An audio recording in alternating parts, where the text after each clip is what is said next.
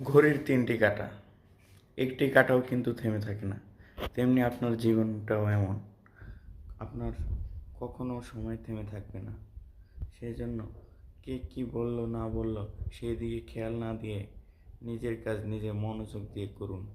দেখবেন আল্লাহ আপনার সাথে আছেন এবং আপনি সবসময় এগিয়ে যাবেন।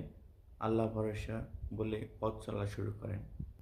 মানুষ আপনার কাজের সময় অনেক কথা বলবে যে আপনি এটা করছেন, এটা এভাবে হবে না, এটা এভাবে হবে। আপনি কে ভাই বলার? আপনি বললে কি হবে? আপনার আল্লাহ যদি আপনাকে বলে এইভাবে নির্দেশ দেয়, আপনার মন যদি চায় আপনি সেটাই করেন। সেটাই করলে দেখবেন একদিন আপনার এই কাজের আফসোস হয়ে দাঁড়াবে তারা। তারা বলবে আমি তো বলছিলাম হবে না কিন্তু হয়ে গেল, তুমি পারো। এভাবে তোমাকে কথা বলবে, তোমার সাথে সম্মান দেখিয়ে কথা বলবে।